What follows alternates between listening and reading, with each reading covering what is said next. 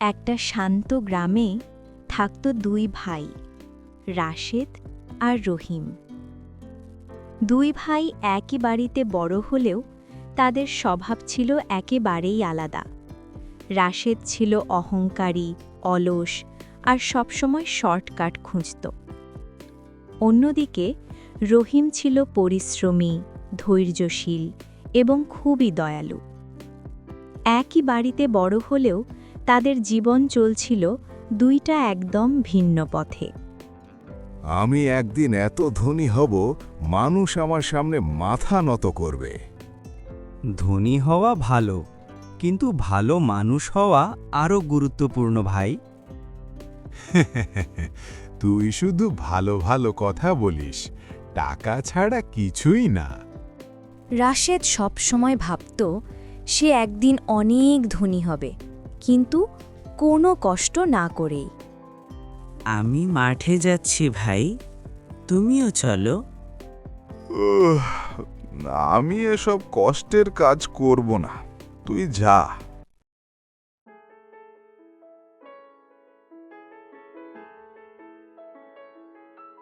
প্রতিদিন ভোরে রহিম মাঠে কাজ করতে যেত।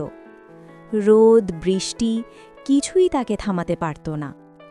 অন্যদিকে রাশেদ সারা দিন ঘরে বসে থাকত। সে বড় বড় স্বপ্ন দেখত, কিন্তু সেই স্বপ্ন পূরণের জন্য কোনো চেষ্টা করত না। তার মনে একটাই চিন্তা, কিভাবে সহজে ধনী হওয়া যায়। রহিম একা কাজ করত, আর রাশেদ সারা দিন বসে স্বপ্ন দেখত। একদিন জঙ্গলে কাজ করতে গিয়ে রহিম এক বৃদ্ধ মানুষকে অসহায় অবস্থায় দেখতে পেল। বাবা, একটু পানি দেবে? এই নিন পানি, আপনি বসুন। তুমি আমাকে সাহায্য করলে কেন? মানুষ মানুষকে সাহায্য করবে, এটাই স্বাভাবিক। তুমি সত্যি ভালো ছেলে, এটা রাখো। এটা কি? সময় হলে বুঝবে। বৃদ্ধটি তার দয়ার জন্য কৃতজ্ঞ হয়ে তাকে একটি ছোট থলে উপহার দিল। এটা কি টাকা? আমি শুধু প্রয়োজন অনুযায়ী নেব। রাশেদ সবকিছু লক্ষ্য করছিল। সে বুঝতে পারল এই থলেটি রাহিমের ভাগ্য বদলেছে। এই থলেটা আমার হলে আমি রাজা হয়ে যেতাম। রহিম, এই থলেটা আমাকে দে। ভাই, এটা ভালো কাজে ব্যবহার করতে হয়। তুই আমাকে শেখাবি? আমি নিজেই গিয়ে নিয়ে আসব। রাশেদ জঙ্গলে গিয়ে বৃদ্ধকে খুঁজতে লাগল। বৃদ্ধকে খুঁজে পেয়ে বলল, আমাকেও একটা থলে দাও।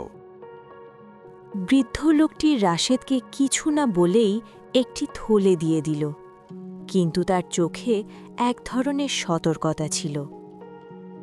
এ কি পাথর? কেন বের হচ্ছে? হঠাৎ থলেটি থেকে টাকা নয়, পাথর বেরোতে লাগল।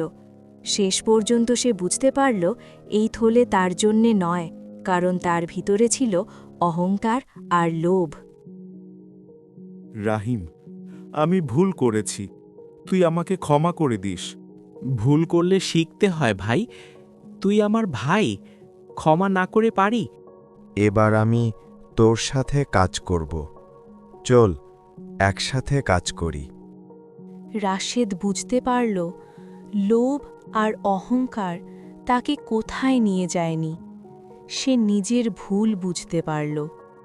এরপর থেকে দুই ভাই একসাথে কাজ করতে শুরু করল। রাশেদ ধীরে ধীরে বদলে গেল। সে পরিশ্রমের মূল্য বুঝতে শিখল, আর রাহিম সে আগের মতোই দয়ালু থেকে গেল। তাহলে বন্ধুরা, আজকের গল্প এখানেই শেষ। রহিমের এই গল্প থেকে আমরা শিখলাম পরিশ্রম আর সততা একদিন অবশ্যই সফলতা এনে দেয়। ভিডিওটা যদি তোমাদের ভালো লেগে থাকে তাহলে এক্ষুনি আমাদের চ্যানেলটা সাবস্ক্রাইব করো।